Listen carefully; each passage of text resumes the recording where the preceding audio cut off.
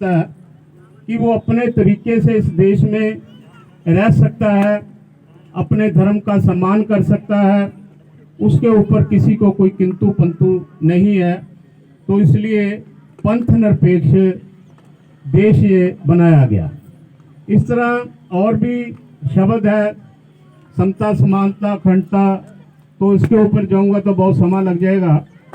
तो ज़्यादा कुछ ना कहते हुए मैं अपनी दिल की गहराइयों से गणतंत्र दिवस पर आप सभी लोगों को हार्दिक शुभकामनाएं देता हूं और आपका आभार भी प्रकट करता हूं कि आपने इस दिन की महत्वता को समझा है कि इस दिन का मतलब क्या है।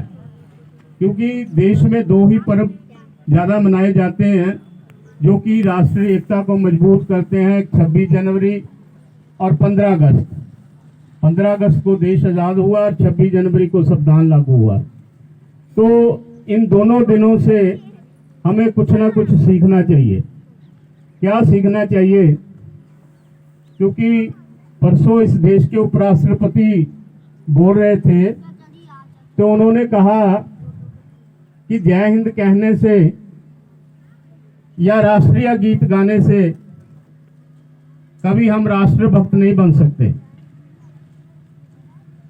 जितने मर्जी आप गीत गा लो, आप राष्ट्रभक्त नहीं बन सकते। तो राष्ट्रभक्त कब बनोगे? जब इस देश का कल्याण होगा।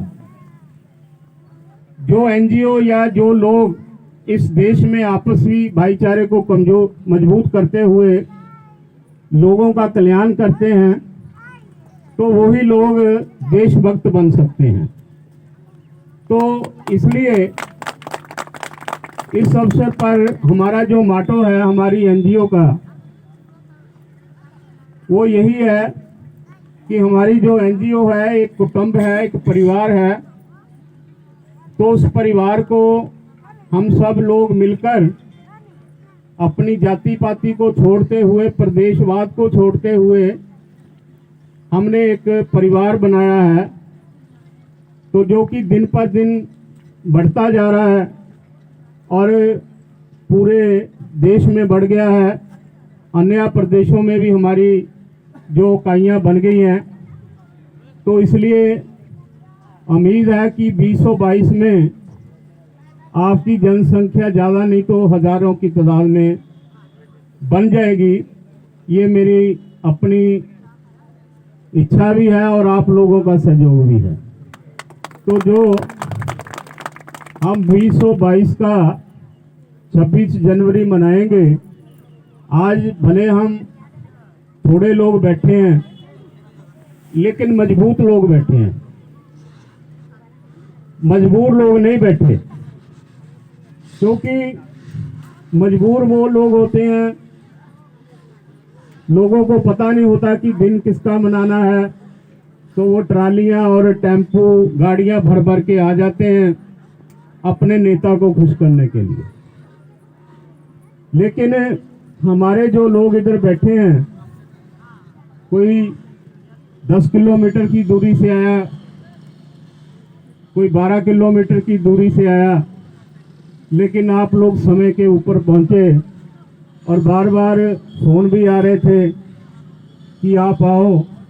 तो लेकिन मेरी भी मजबूरी थी कि अन्य कार्यक्रम में भी जाना अति जरूरी था।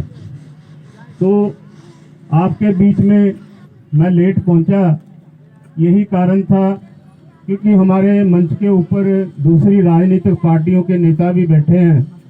तो उन्होंने भी अपने कार्यक्रम रखे हुए हैं, इन लोगों ने भी जाना है, वो भी अटेंड करने हैं। तो मैं ज़्यादा ना समय लेते हुए आप सबका आभारी प्रकट करता हूँ।